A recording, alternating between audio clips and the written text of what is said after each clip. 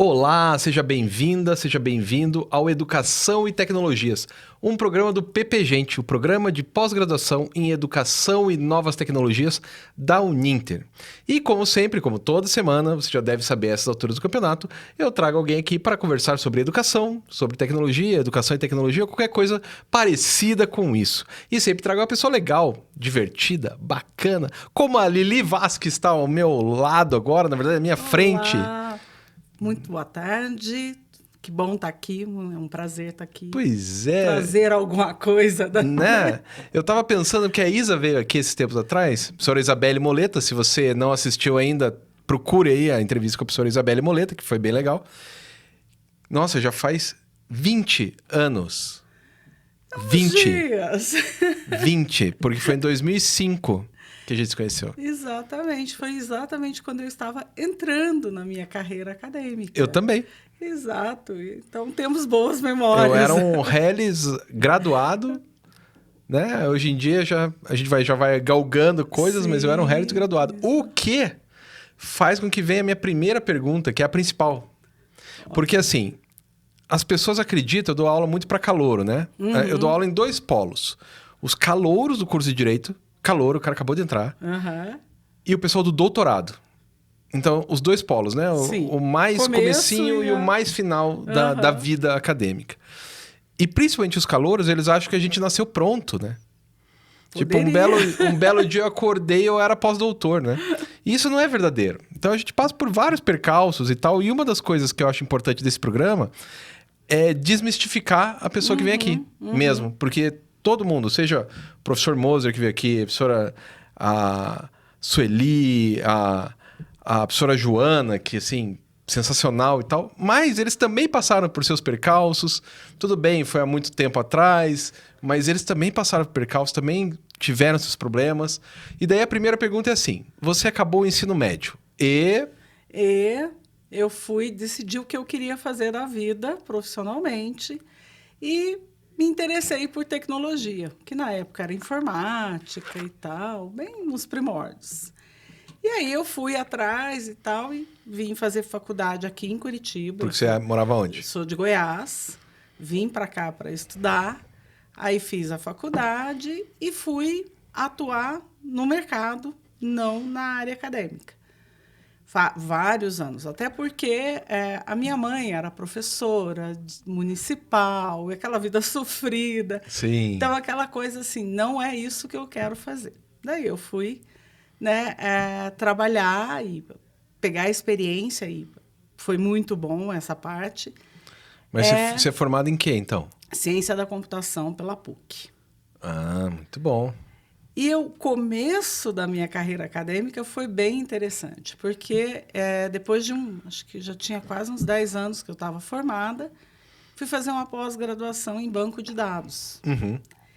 E aí, no dia que eu comecei o curso, eu fui mandada embora do emprego. No mesmo dia. Que delícia! Foi uma situação assim, e você, onde você trabalha? Então, até hoje de manhã, eu trabalhava em tal lugar. Aí... E eles que pediram para você fazer uma pós-graduação? Não. Eu tá. que tinha decidido e Menos tal. mal. Não, pelo amor de Deus. Aí eu peguei e me decidi que eu ia fazer a pós, eu ia me dedicar à pós, porque eu queria mudar de área, eu era desenvolvedora. Não era muito a minha praia e eu quis mudar um pouco. Falei, eu vou focar em banco de dados. E decidi que eu ia ficar só fazendo a pós. Daí foi 1 ano e pouquinho de pós. No dia que eu apresentei o meu TCC, eu comecei a dar aula. Olha, foi então, certinho. Foi. Foi Então, um ano assim, sabático para fazer a pós. E o convite veio através de amigos e vamos lá. Não tinha experiência em sala de aula, mas eu sempre tive o jeito para coisa, eu sempre gostei. E aí eu fui e falei, vamos ver, vamos correr atrás, vamos estudar e vamos lá. E gostei, me apaixonei, porque é um negócio que é meio viciante, assim, né? E aí, voltando para a tua pergunta, assim, a gente nasce pronto? Não, a gente não nasce pronto. Eu juntei, né, para estar numa sala de aula, eu juntei graduação, juntei a pós, juntei toda a minha experiência de trabalho também. e você tem que estar sempre estudando. É. E eu sempre falo isso, que a diferença do professor para o aluno é que a gente está sempre tendo que estudar e cada vez mais. Tipo, porque você tem que tentar estar um passo à frente. Uhum. Nem sempre você consegue. Não. E muitas vezes você é desafiado em momentos que você está em sala de aula e você fala, e agora? O que eu faço? Sim. Né? Então... No meu caso, como eu dou aula mais pro doutorado, mestrado e doutorado, é pior ainda. Porque eu não sei. Nossa. Então, atualmente, ó, a gente está agora gravando esse programa em abril de 2025. Então, eu tenho uma professora... Os meus orientandos. Uma é de letras. Ok, eu sei um pouquinho de letras. A outra é da pedagogia. Eu sei pedagogia. Tô tranquilo ainda. A outra é de Libras. E eu não sei falar Libras. Uhum. Libras para pessoas de baixa visão. Uau. Provas para Libras com pessoas de baixa visão. Então, assim, é uma coisa muito específica. Sim. E sim. tudo bem, eu tenho uma mãe que é cega, mas isso é o máximo de contato que eu tenho com a pessoa que não tem visão. Né? E Libras, então, eu vejo as pessoas sinalizando, mas eu não sei nada. Tem um outro que é médico. Ele está fazendo um esquema, que ele começou agora, doutorado, então a gente não sabe direito o que é, para que o aluno que ingressa no curso de medicina saiba onde estão as suas fragilidades para poder fazer um reforço nesta área para poder não abandonar o curso. Medicina, eu não sei nada de medicina. Então a gente está sempre sendo desafiado. Exatamente. E eu acho que tá aí a beleza da coisa. É você se abrir para ser desafiado. É. Porque quando você tem esse interesse de, ok, eu não conheço sobre isso, então deixa eu ouvir o que você tem para falar, deixa eu conhecer sobre isso. Eu acho que você cresce horrores, muito Sim. mais do que você acha que você está fazendo aquela pessoa crescer. Claro. Né? Eu fiz mestrado depois, quando eu já estava dando aula e tal. E aí eu fui fazer um mestrado em engenharia de produção e fui trabalhar com gestão de conhecimento. Bem legal, hein? Foi bem interessante. Eu consegui trazer para a minha área de atuação, que além da docência, eu também era consultora e trabalhava com metodologias ágeis, que é, né, uma forma de processo dentro de TI. E eu queria trabalhar com isso. E eu tenho uma grande admiração pela minha orientadora, porque ela era da área de engenharia civil. Ela estava orientando, ela era professora de gestão do conhecimento, e ela estava me orientando. E eu tinha muito medo que ela quisesse que eu fosse trabalhar em algo que ela tivesse como visão. E eu cheguei e falei para ela, ó, é isso aqui que eu quero. Ela falou, beleza, então, tá bom. Vamos lá. E ela me orientou realmente. Sim. A descobrir o que eu precisava descobrir, por minha própria conta, não dentro daquilo que ela estava direcionando. Então, foi uma experiência muito bonita para mim, assim, de fazer o mestrado nesse sentido. É bem bacana, assim. Hoje de manhã, por um acaso, estava no almoço de aniversário da minha mãe. Parabéns. Pois é. Daí tinha uma amiga dela que estava entrou no mestrado. Falei, tá. E como que tá indo e tal? Não, eu entrei ontem. Então, assim, a primeira aula dela não foi ontem, mas foi semana passada, né? E ela falou, não, tem que estudar o que o professor quer e tal. Eu falei, não, lógico que não. Você tem que estudar o que você quer. Claro, você não pode, sabe... Sair inventando. Sair inventando uma coisa muito louca, mas mesmo assim, se eu oriento um cara da medicina, dentro da área da educação, né, que é onde é o mestrado, por que não? Sim. Ela, pois é, mas é que eu tenho medo de confrontar o professor. Eu falei, não, mas você não está confrontando. Você está dialogando. Fala, olha, eu queria isso, será que não tem como? Entender, né, os vieses, porque eu acho que você estuda tanta coisa, você não necessariamente você precisa falar sobre o mesmo assunto o tempo todo. Pois é. Você pode, eventualmente, mudar de assunto, pensar em outras coisas, estudar outras coisas, mas você sempre vai poder fazer esse link com aquilo que você tem de origem, de base. Sempre. Sempre. Eu sempre fui da tecnologia, não sei, eu digo que eu não sei fazer outra coisa que não seja, né, relacionada à tecnologia, mas eu já fiz um monte de coisas, só que eu sempre tenho esse viés, eu sempre trago para cá. É lógico. E a tecnologia, ela te dá esse poder, e essa é até uma necessidade, porque se você vai desenvolver um aplicativo, você não vai desenvolver o aplicativo daquilo que você sabe. Vai desenvolver daquilo que a pessoa Do que precisa. precisa. E aí você vai ter que aprender sobre aquilo que a pessoa precisa. Claro. Então, você está sempre sendo desafiado a, opa, pera, deixa eu ver o que eu tenho que fazer aqui, o que eu tenho que entender, onde que estão os, né, os pontos críticos teus para eu poder tentar ajudar. E tem aquele esquema, a vida é uma coisa só, né? Uhum. A vida não é compartimentalizada. Sim, Tipo, exatamente. o homem renascentista, ou ser humano renascentista, você tem lá Leonardo da Vinci, Michelangelo, o resto da Tartaruga Ninja, são os caras que vão chegar e falar, não, eu vou saber um pouquinho de cada coisa. No caso deles, eles sabiam tudo, porque pouca coisa se sabia naquela época. Daí logo depois não, 100 e tantos anos depois, vem o Descartes e daí compartimentaliza. Mas até a compartimentalização do Descartes, que é de 1600, então, sei lá, 1640 para trás, a vida era uma coisa só. Só de lá para cá, daí uns 400 anos, pouco menos de 400 anos, é que a coisa mudou. Sim, mas para a gente não fica assim, né? Não fica, eu vou pensar sobre tecnologia, então estou pensando só isso. Vou Isso não pensar existe. sobre saúde, agora eu vou pensar aqui. Não, você pensa tudo meio junto ao mesmo tempo, né? Então, Eu estou fazendo um pós-doc em saúde mental para estudar rede social na educação, olha que interessantíssimo. né? Então, as três coisas assim que você olha de longe parece que não tem Tipo, como... cada uma coisa totalmente diferente, né? Eu estou fazendo agora mais um MBA, então, assim, estou indo, esse bem voltado para TI, porque eu estou falando de inteligência artificial e tal, para estar, né, para conhecer, como eu falei, porque a gente tem que estar sempre estudando, a gente tem que estar sempre, né, se atualizando. E quando eu terminar esse, a minha ideia é fazer uma pós, alguma coisa assim, em antropologia. Claro, isso que mesmo. É o oposto, teoricamente, né? Quando eu estou falando de tecnologia, eu vou falar de pessoas, de sociedade, etc.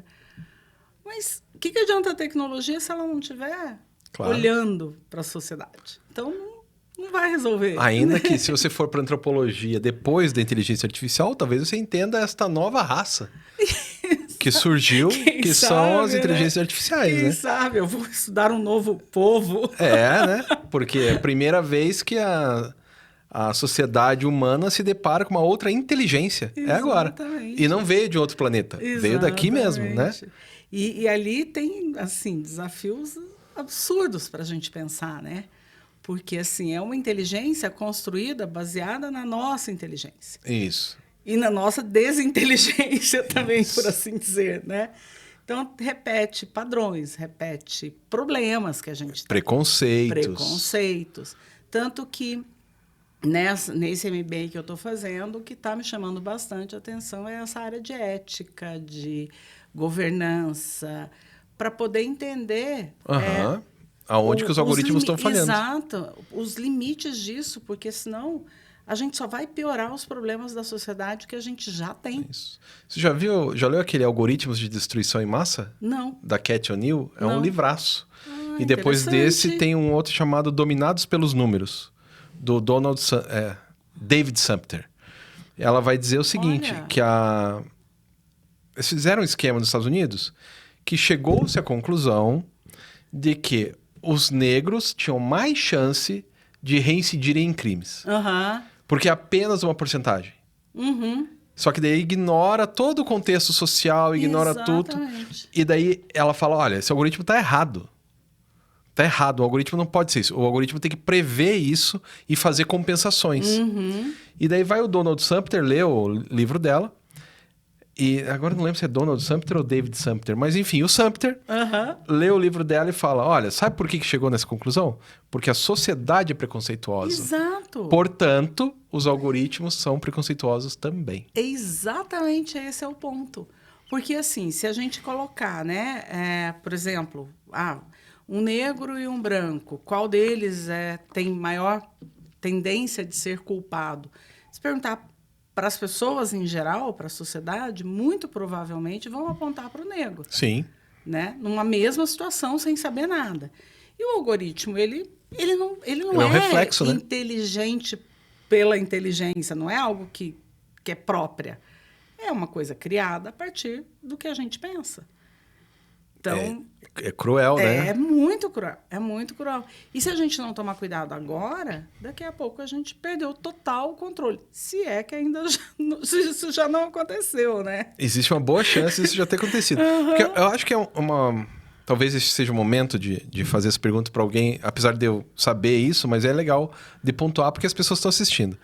Qual que é a diferença de algoritmo para inteligência artificial? Porque toda inteligência artificial é feita de algoritmos. Exato. Mas nem todo algoritmo é inteligência artificial. Exato. Esses dias, aonde que foi que eu vi isso?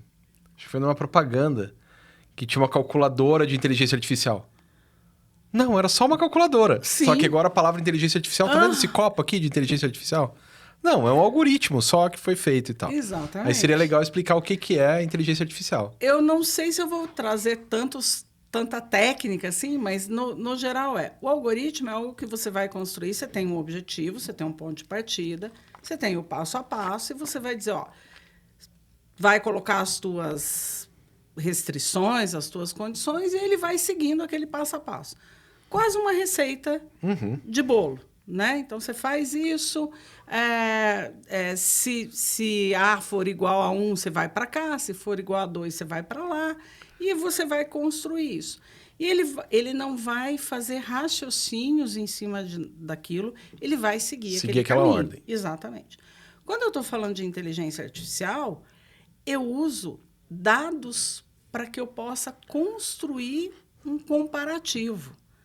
Então, assim, eu não vai ter alguém me dizendo se A for igual a 1, você vai para cá. Mas eu vou analisar um grande volume de dados, eu vou analisar um padrão. A inteligência artificial ela é isso, ela é construída baseada em padrões. Então, ela vai analisar padrões e, a partir daquela análise, ela vai tomar uma decisão. Dela, exatamente. que não foi pré-programada por mim. Exatamente, acho que a palavra é exatamente essa, é a pré-programação. Né? Então, ela tem, mas ela precisa desses dados. Se eu não fornecer dados, se eu não fornecer dados bons, ou se eu fornecer dados viciados ou alguma coisa assim, eu vou estar construindo uma coisa viciada. Exatamente, uma inteligência artificial que não é inteligente. Né? Tem uma... Eu acho que o melhor exemplo de inteligência artificial que a gente usa no cotidiano é o tradutor do Google, né? Porque o tradutor do Google, ele sabe português e ele sabe inglês. Mas como que ele converte de um para o outro, ninguém sabe. Nem os caras do Google sabem. Sim. Você já perdeu o controle disso. Isso, teve uma inteligência artificial que foi programada para aprender o idioma português e aprender o idioma inglês.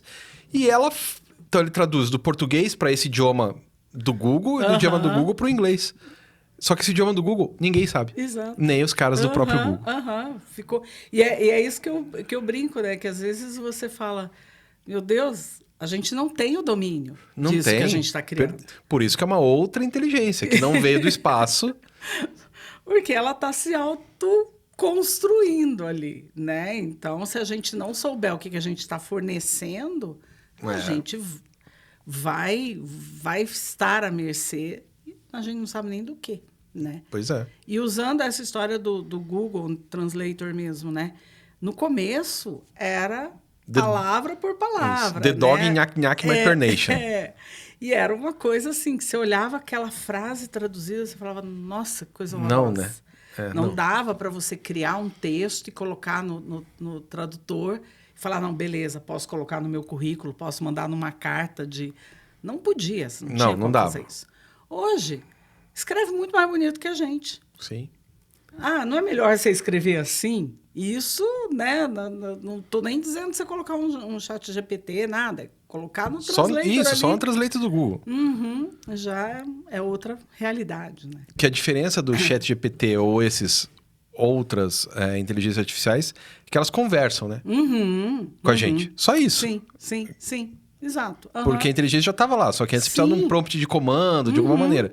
E agora você fala, ó, quero que faça tal coisa. E ele faz. E isso é uma coisa muito interessante. Eu estava até assistindo, a última aula que eu estava assistindo foi bem nesse teor aí, né? Do quanto é importante a gente ter criticidade com o que a gente pergunta e com as respostas. Então, assim, qualquer coisa que você vai ler de inteligência artificial, o que vai dizer? Saiba perguntar. Primeira coisa, saiba perguntar. Porque se você perguntar de uma forma meio torta, a resposta vai vir torta. Isso. Se você perguntar algo, e ontem até eu estava discutindo com os amigos sobre isso, né? Se você perguntar algo para a IA que ela não sabe, que ela não tem a informação, talvez porque é algo mais recente... Ela vai inventar. Ela inventa. Ela não vai dizer, desculpa aí, eu não sei. Que é a diferença voltando, né, um pouco, fazendo o link do que a gente falou do ser professor e você nunca saber tudo, Sim. você não ter como, você tem o direito de dizer, olha, eu não sei sobre esse assunto. Eu vou pesquisar, eu vou procurar e depois a gente conversa. Ou, em alguns casos, você fala assim, procure e apresenta para todo mundo e tal. Pode acontecer que também. daí você só precisa de uma vez. Ninguém mais vai querer. Exatamente. Mas, assim, você tem essa liberdade de ação, digamos assim. E a IA, não, ela não consegue dizer, não, eu não sei sobre isso está além da...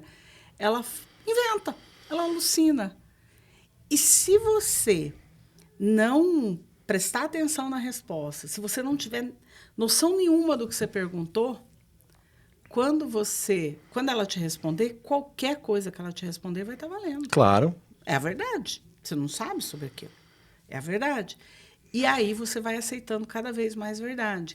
Mais verdades, inverdades, né? E aquilo não sendo o certo, mas você aceitando, você está alimentando a IA com coisas erradas. Tem um exemplo muito bom disso, que é o jeito que a coisa é construída, né? Então, se você perguntar para a IA quem construiu o avião, não é a Santos Dumont.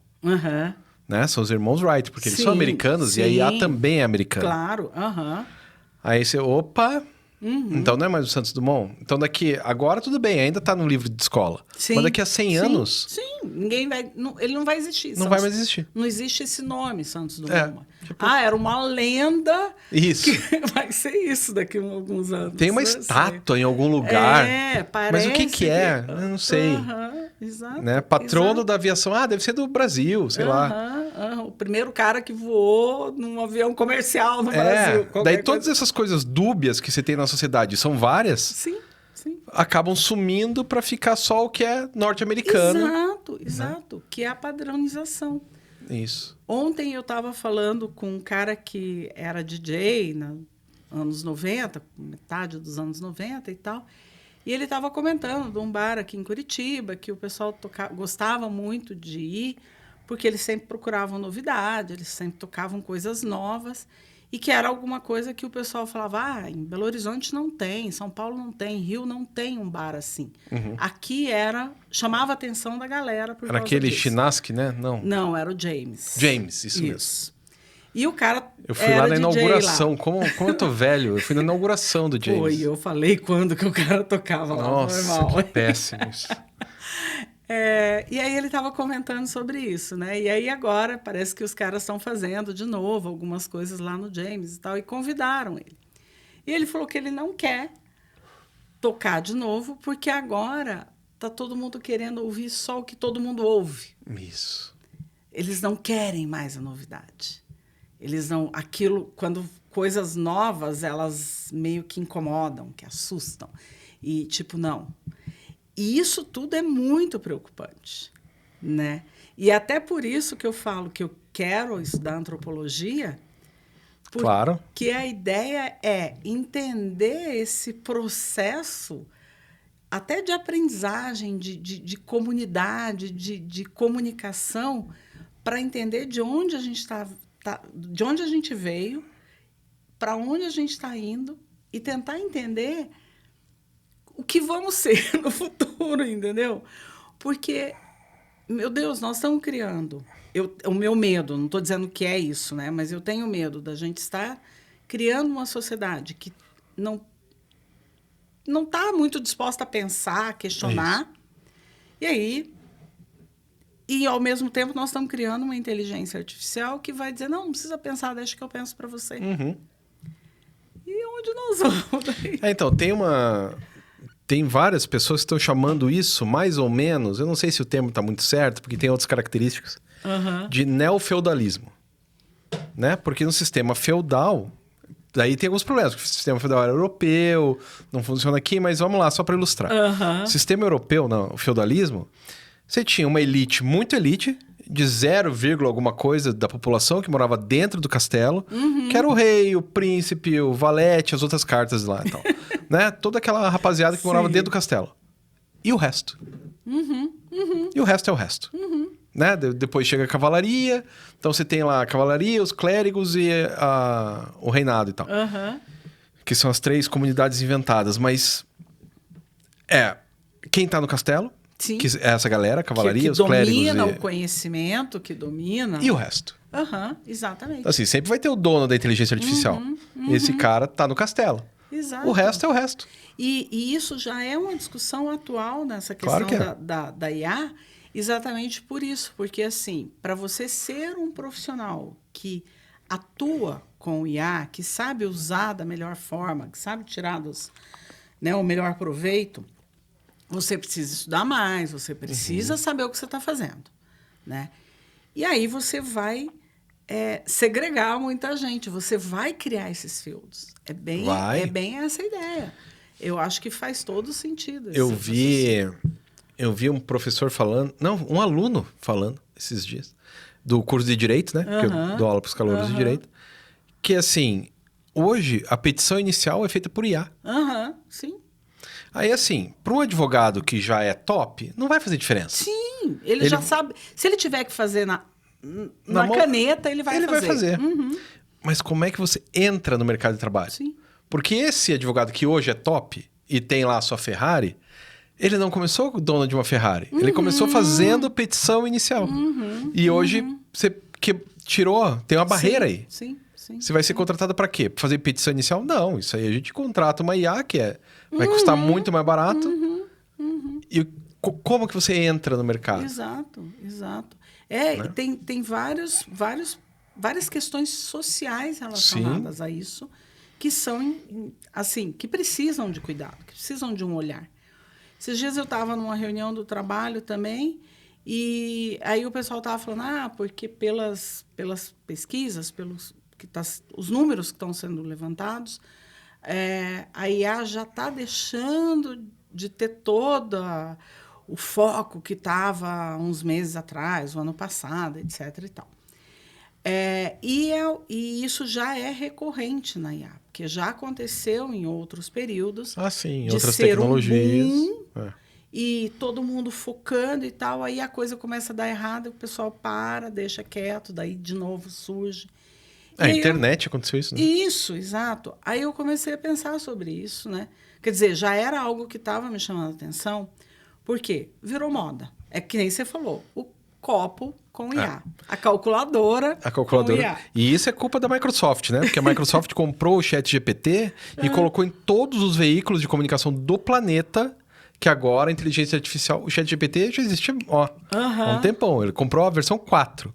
Então a 3, a 2 e a 1 já existiam, pelo menos. Mas daí eles compraram, daí foi matéria no Fantástico, matéria na Times. Aí apareceu. Mas ela já existia. Né? Então existe realmente uma moda também.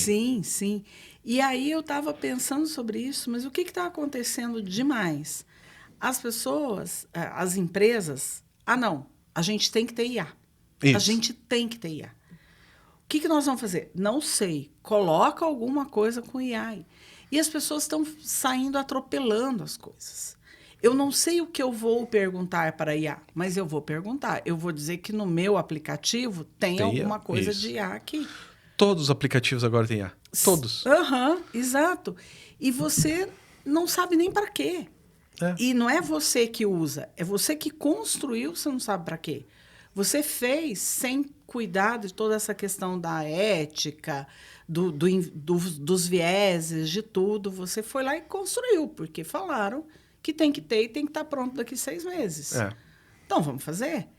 E aí, quando você começa a olhar, né, aprofundar, para você construir um projeto de IA, você tem que planejar há muito tempo. E são anos. Isso. E você vai, entendeu? E você vai aprimorar, e você dá uns passos, e depois você sobe, dá mais outros passos. Você não vai chegar lá em cima de cara.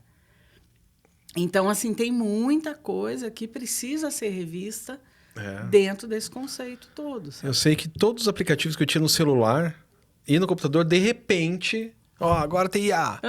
O Photoshop tem IA. Ok, faz sentido. Para ficar melhor e tal. O Adobe Acrobat tem IA.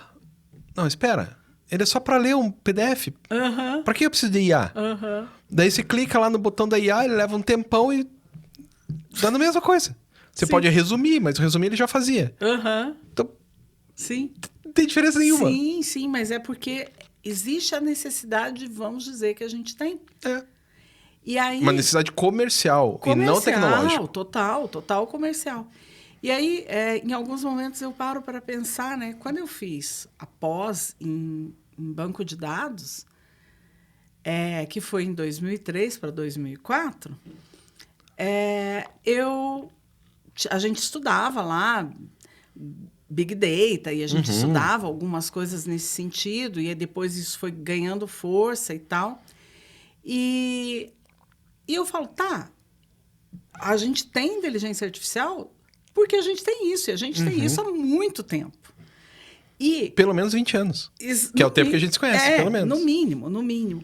E aí, quando eu estava estudando isso, eu lembro que, na época que eu estava na startup e tal, e a gente teve uma palestra com um professor do MIT, o cara era um chileno, assim, um super nome, assim. E ele me marcou muito quando ele falou, você pode ter o volume de dados que você quiser, você pode ter a base de dados mais linda do mundo. Se você não souber perguntar, você não tem nada. É a mesma coisa. Se eu não souber o que eu quero, se eu não souber qual o problema que eu quero resolver, não adianta eu ter a melhor IA do mundo, porque ela vai estar desfocada. Pode ser que, por sorte, eu consiga resolver alguma coisa, mas não é, né? Provavelmente eu vou gastar muito dinheiro antes de chegar nesse ponto da sorte aí. Mais ou menos o que aconteceu com aquele metaverso lá. Não o metaverso da própria Meta, que também deu com os burros na água, mas o anterior, como é que era o nome? Era um que, de repente, todo mundo saiu comprando coisas e... Sim, não lembro. Second Life. Second Life. Que de repente virou uma moda e todo mundo, Second Life, $1 bilhão de dólares. Não deu em nada. Sim. Né? Sim. Só que a IA eu acho que vai dar em algum lugar, né? Já tá indo... Só que não é nesse lugar. Não é no Adobe Acrobat que colocam uma IA para fazer resumo. Exatamente. Eu acho que não tem volta. Não. Né? Ela pode ter uma queda agora, ela pode ter um momento meio de... Que eu não acho que ainda não é o momento ainda. Eu acho que pode ser que ela esteja pensando em estacionar um pouco, mas eu não acho que ela está em queda ainda. Não sei. Mas eu não acho que tem como a gente falar, não, a partir de hoje esqueça, IA não existe. Não. Não tem como mais. Só que a gente vai ter que aprender o que a gente vai fazer com isso. Tanto que tem aquele livro do Mustafa Suleyman, sabe? Aquele A Próxima Onda? Sei. Então, que Sim. o cara é um dos maiores caras da IA do planeta, e eles falam, melhor a gente parar com isso aí, hein? Exatamente. Vai parar como? Exato, não tem como. Né? O único jeito seria com ação governamental, que é o que ele propõe. Daí o que os Estados Unidos fez? Botou o Elon Musk como presidente dos Estados Unidos. Né? Porque o Trump é meio marionete e tal. Sim. E bota o cara como para não ter nenhuma regulação. Não vamos fazer. E assim, e se a gente for pensar, né? Meu Deus do céu, mas a gente vai deixar de usar algo que é tão poderoso e que pode ser usado para o bem. Sim, para de tanta uma coisa forma legal. Incrível. Porque o ser humano não sabe brincar com as coisas. Você chegou a ler esse livro ou não? Não. Ele fala que tem 2 problemas. Um é a inteligência artificial. E o outro, que eu não sou capaz de conversar muito, que é a manipulação genética. Ele fala que, antigamente, para você fazer um vírus, você criar um vírus, faz milhões de dólares. Hoje, com $30 mil, você compra um kit. $30 mil, sei lá, não é tão caro, é o preço de um carro. Sim. Né? Preço de um carro bacana e tal, mas é o preço de um carro. Não, e você, em casa, você não vai falar... Ai, vontade de criar um vírus hoje. Peraí, deixa eu pegar. E não é um vírus de computador, só para deixar claro. É um vírus que mata genético, pessoas. Exato. Quem vai fazer isso é um governo, é uma, sei lá, né? Grupos terroristas ou gente doida. Que tem grana. Que $30 mil não é nada. Absolutamente nada. Então, realmente é um negócio absurdo. A gente tá indo bem. Importante, né? Esse papo tão pra cima. Eu achei também que a gente foi... E o pior, eu sou super fã, eu tô amando estudar sobre IA, eu acho que dá para fazer muita coisa.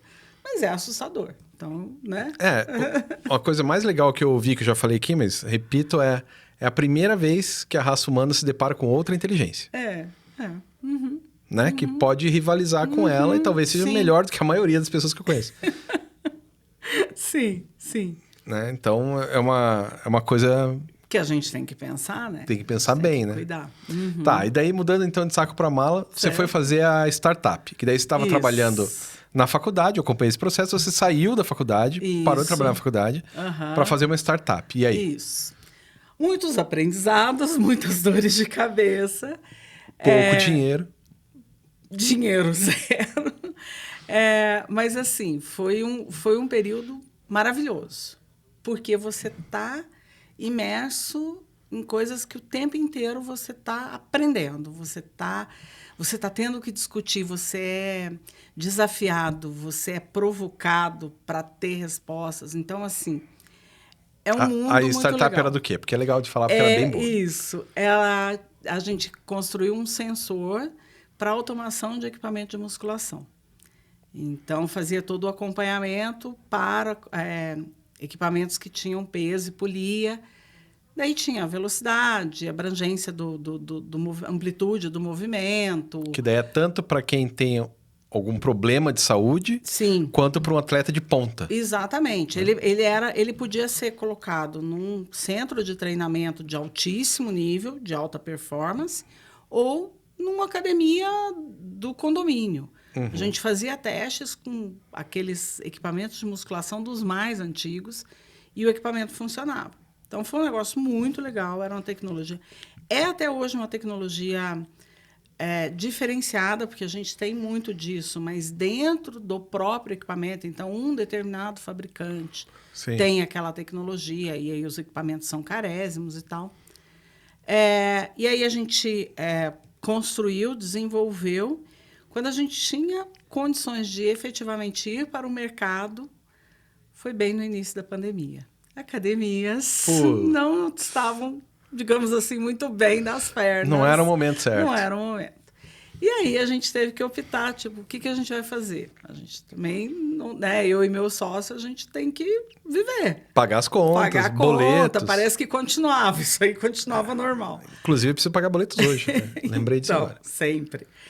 Aí a gente acabou desistindo da startup, foi com uma dor no coração assim monstruosa, porque é algo que a gente olhou e falou, nossa, é muito legal. E para quem a gente apresentava, a gente apresentou para pessoas dos Estados Unidos, a gente apresentou em lugares na Europa, em congressos e tal, e todo mundo achava assim, uau, era uma tecnologia muito interessante e muito inovadora e tal.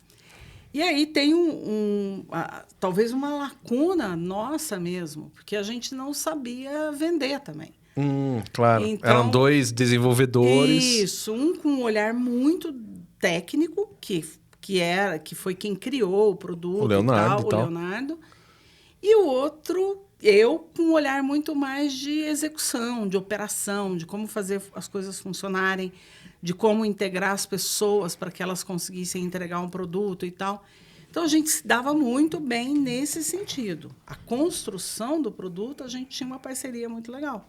Mas nem eu, nem ele com skill de venda. Sim. E como era um produto muito inovador para uma academia, para academias, que é um nicho de mercado que eles têm um pouco de medo de gastar, né? É porque já é um equipamento muito caro, Já né? é caro, já tem muita... Tipo, é a primeira coisa que você deixa de fazer é uma academia, quando você está sem emprego, quando você começa a ficar meio sem grana e tal. Então, assim, era um mercado difícil de entrar, com uma coisa muito nova, que não tinha... eu não podia dizer, olha, aquela academia já usa, você não quer usar também? Pois é. Porque a gente não tinha a primeira academia. Tinha que ter dado para uma primeira academia. Exato, mas para dar para a primeira academia, a gente tinha que ter dinheiro para fabricar os sensores para aquela primeira academia. Então, assim, a gente entrou num limbo. Não tem como E aí mais. veio a pandemia. Aí veio a pandemia. Daí a gente falou, não, então vamos... E a pandemia foi complicada porque ela não foi... Vamos fechar por 2 anos, que daí você se planeja. Sim. Foi, não, 15 dias. Sim. Não, mais 15. Aham. Não, mais 15. Só mais 15. Assim, eu vi na Uninter mesmo, foi desse jeito. Aliás, o mundo inteiro, né? Sim, sim. Eu lembro quando a gente recebeu a notícia, olha, não venha trabalhar amanhã, a gente volta daqui a 15 dias. Não voltou. Sim. Por 2 anos. Tá, não exato. deu 2, mas um pouquinho menos de 2. Exato. Né? Daí você fica esperando e nenhuma empresa aguenta esperar. Exato, uma startup ainda, que não tem fonte de renda, não tem como. Eu me lembro que na segunda-feira de carnaval, eu fui na academia para demonstrar o sensor e tal. A gente tinha deixado lá para teste, eu tinha ido lá dar uma olhada e tal. Na segunda-feira de carnaval. Saí de lá e fui para a Zumbi Walk e encontrei você, É verdade, inclusive. verdade. Nos encontramos na Zumbi Walk, é verdade. Isso.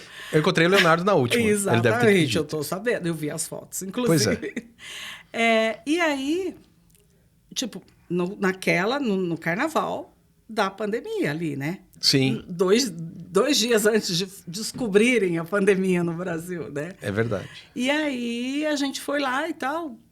Tá, não adiantava mais. Aí entrou nessa história da pandemia e tal. Beleza, então vamos lá, tiramos o sensor e depois a gente negocia. E nunca mais. Nunca mais. Que dó, né? Sim, sim. Essa é uma dorzinha no coração que tanto eu quanto meu sócio tivemos, porque foi sofrido. E daí, depois disso, o que você fez? Aí eu trabalhei 2 anos numa empresa pública, num órgão estadual, como comissionada. Daí eu voltei... Mas na tecnologia. Tecnologia, daí eu fui trabalhar muito com a parte de... tinha um pouco da gestão de uma área e muito falando de requisitos, de identificação de necessidades de usuário. Eu fazia muito meio de campo entre os demandantes... Quem está pedindo... Quem está pedindo, e que daí eram áreas completamente diferentes. Era a área ambiental. Então, isso assim, é bacana. completamente diferente do que eu conhecia até então. Eu já tinha trabalhado na área financeira e na área médica. Eu nunca tinha trabalhado com gestão ambiental, com nada do gênero. Eu aprendi horrores, foi maravilhoso, assim, foi muito interessante. E daí eu fiquei lá por 2 anos, e aí saí, e agora estou trabalhando com metodologias ágeis mesmo, estou como agilista, né? E estou bastante focada no apoio a gestores de produto digital. Então, o que é a metodologia ágil? Porque eu não sei, já me explicaram, mas eu não entendi. Vamos pensar assim, é um processo, é como você vai desenvolver as coisas. Então, assim, quando a gente fala da metodologia tradicional, a gente tem lá, senta aqui, me conta tudo o que você quer do teu sistema. Briefing. Não, o detalhamento mesmo. Vou levantar todos os requisitos, vou identificar tudo o que você precisa, vou fazer um plano disso e daqui 1 ano, 2, eu te entrego o produto pronto. Uhum. E aí isso foi mudando. Então, 1 ano, 2, quando chega daqui 2 anos... O mundo mudou já. Teve uma pandemia. Exatamente. Né? Nada daquilo que eu pedi faz sentido mais. Aí as coisas começaram a ficar com entregas menores. Aí a metodologia ágil, ela veio, tem vários frameworks também, mas ela veio muito para trazer do tipo assim, sempre você tem requisitos que você consegue, você tem onde você quer chegar, mas você não sabe exatamente como você vai chegar até lá. E você vai construindo isso aos poucos. Então, você tem lá, sei lá, 3 semanas, 2 semanas, você olha, o que dá para eu fazer que eu consigo te entregar daqui 2 semanas? Então, eu vou focar nisso aqui, vou desenvolver isso, vou te entregar, vou ver o que você achou, pegar teu feedback, vou melhorar as próximas ideias, e enquanto isso eu já estou olhando o que eu vou fazer nas próximas 2. Então, Mas eu tenho entregas com foco constantes. no final? Com o foco do que a pessoa quer lá no final Sim, ou não? com o foco do que ela quer lá no final. Tá. Eu preciso ter esse direcionamento, porque senão uma hora eu começo construindo um barco, depois eu termino com uma casa, com um edifício. Então, eu preciso saber onde que eu quero chegar. Mas eu preciso ter essa retroalimentação constante. Isso que é o interessante da metodologia. E aí tem todo, né? Tem as cerimônias, que são... Cerimônias? Por exemplo, dentro do Scrum, que é um dos frameworks, que é o framework que eu trabalho mais. Você tem lá, você tem uma cerimônia de planejamento, que é a planning. Que você faz no começo desse período, desse ciclo de 2, 3 Quem que faz? semanas. O desenvolvedor e quem está pedindo? Os desenvolvedores, isso, exatamente. Aí eu tenho o tempo de trabalho, e aí diariamente eu tenho uma reuniãozinha de 15 minutos só para dizer, eu fiz isso aqui e amanhã, de hoje para amanhã, eu vou estar trabalhando em tal coisa. Eu fiz isso aqui, eu estava fazendo. Nossa, mas isso é muito controle, hein? E não é, porque é uma coisa para ser dinâmica. Não é, por exemplo, eu vou fazer uma reunião de 15 dias e vou gerar uma ata. Não, não vou gerar uma ata. Eu só cheguei e contei. Porque se alguém falar assim, e tal coisa, como é que tá? Você vai poder dizer, não, a Lili disse que está parado, que ela teve um impedimento, entendeu? Então, assim, não precisa ter... a informação, ela fica disponível para todo mundo. Todo mundo sabe onde se encontra, entendeu? É porque, às vezes, lógico que a minha área é bem diferente, mas eu estou escrevendo um artigo.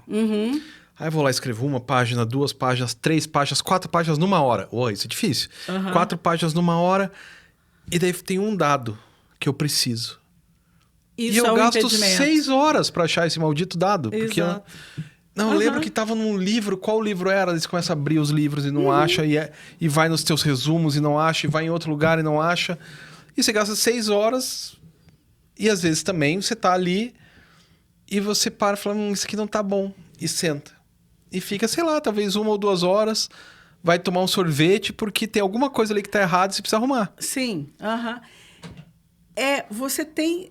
Primeiro que você tem formas de trabalho, né? E, assim, o controle, ele não é exatamente para eu saber o que você está fazendo das 2 às 3, das 3 às 4. Não é isso. É para eu saber. Você tem que entregar um artigo daqui 10 dias, por exemplo. Você conseguiu escrever 4 páginas e agora você precisa achar... Empacou. E empacou, você precisa daquele dado, você precisa de alguma coisa. Dentro desse time... O que pode acontecer? Espera aí, Scama, pode deixar que eu te ajudo. Me diz aí quais os livros você quer que eu olhe, eu vou olhando para você e você olha os outros, a gente reduz esse tempo. Ou outra pessoa pode dizer, não, mas eu já vi essa informação num site assim, assim, assado. Será que não te ajuda? Ou, não, espera aí, então nós vamos passar isso aqui para a área XYZ, para eles resolverem isso. Enquanto isso, você consegue ir fazendo em outra coisa, sei lá, você vai lá fazer toda a parte burocrática dessa submissão desse artigo, sabe? Então, assim, você sabe o que está acontecendo. Agora, vamos dizer assim, eu falo para você, Scama, daqui 10 dias a gente tem que entregar esse artigo. Você fala, beleza. Você vai embora. Quando chega no 9º dia... Você chega para mim e fala assim, Lili, então, eu não vou conseguir entregar porque aquele dado, até agora, eu não achei. E aí... eu quebro tudo. Exato. Eu podia ter pedido para uma outra pessoa montar um outro artigo para poder submeter, para a gente ter representatividade, mas eu não sabia que você não estava conseguindo. E aí, naquele um dia, eu não consigo fazer mais nada. Entendeu? Então, é muito dentro dessa ideia de você trazer transparência, você trazer visibilidade para o que está acontecendo. Você já leu Nós, do Zygmunt? Não, eu estou saindo daqui com a lista de livros que eu preciso ler. Não, que o Nós foi o livro que o George Orwell leu para escrever 1984. Tá. Tanto que a versão que eu tenho, que é daquela editora Aleph, se não me engano, tem a resenha que o George Orwell fez. Então, eles também falam que não é controle. É só para transparência. Inclusive, todas as casas eram transparentes. Ah, entendi. Para que todo mundo soubesse o que todo mundo está fazendo. Mas não é controle, é transparência. Claro. Tomara que as pessoas com as quais eu trabalho nunca ouçam não leiam esse sobre livro. isso. Tá. Sabe que eu tenho medo de ler as coisas que você recomenda, né? Porque eu me lembrei agora daquele seu texto do Benjamin. Eu vou discutir com meus alunos amanhã. Olha só. Amanhã eu discutirei com eles na parte da tarde. Muito interessante. Com meus alunos do mestrado e do doutorado. Esperei. Isso, então. Então, discutirei ele amanhã novamente. Muito Já faz anos que eu discuto esse texto e até acho que morrer ele continua, né? Acho interessante então. isso. E é por aí, né? Esse é o esquema que as coisas andam, né? Mas, pô, a gente tá estourando o tempo. Acabei de ver ali. A gente tá estourando o tempo já. Isso é muito ruim, né? Porque a gente fazia um tempão que a gente não se encontrava e tal. Eu tinha certeza que eu ia te encontrar lá na Zombie Walk, mesmo porque a gente tinha combinado. Eu ia. Aí, encontro o Leonardo. Falei, e aí, cara, cadê ele ali? Não, cara, tá doente e tal. Você tava com uma... Eu tive uma virose, infecção, né? E uma aí intoxicação. Aí ele falou, putz, tá em casa com virose. Eu falei, pô, que pena. Daí só falei com ele, tirei fotos e tal. Ele tava genial, né? Sim. Ele tava com a mesa do Secos e Molhados, né? Exatamente. Aquilo lá foi ótimo. Foi ótimo. Não, eu tinha fantasia, tava tudo certo. Eu tava pronta para ir, assim, né? Mentalmente. Aí não deu. Que dó. Guardei a fantasia. Sim, ano que vem. Tamo lá, ano que vem, Zombie Walk, todo ano. A gente tem que ir fantasiado. Exatamente. Eu vou lá só pra tirar fotos, né? Porque é sempre divertido. A gente vai lá fortalecer o movimento. Claro, ficar andando lá. Chega lá no final, tem alguém tocando Black Sabbath mal que dói. Assim. Foi? Nossa. O segundo ano já que você chega no final e tem o cara... Ai, meu Deus. Tudo errado. Vocês falam, tá bom. Mas tudo bem, né? A gente vai lá, ó, né? Porque... O lugar é legal pra caramba, é bem legal. Não, faz parte do... Faz parte de ser curitibano, né? Exatamente. Muito bom, Poli. Você quer... aquela ali é a sua câmera, veja só. Se você quiser dar algum... sei lá, fazer os seus créditos aí, como que as pessoas te acham, essas coisas. Fazer o merchan. Muito bem. Então tá, primeiro eu quero agradecer muito bom poder trazer um pouco da experiência, né? E bater esse papo. Eu sou a Lili Vaz, Eliane Borges Vaz, mas vocês me encontram como Lili Vaz nas redes em geral. E vai ser um prazer, assim, conhecer pessoas novas, conversar, discutir, trazer mais dessas experiências. E, assim, né? Estarei estudando alguma coisa, muito provavelmente, em algum momento que falarmos. Muito bom, muito então. Obrigada. Valeu mesmo ter vindo aí, foi bem divertido. Eu também achei. Bem divertido, passa voando, né? Mas é isso, pessoal. Então, a gente se encontra semana que vem, quando eu vou trazer outra pessoa legal, divertida, bacana, para falar sobre educação e tecnologias. Até lá!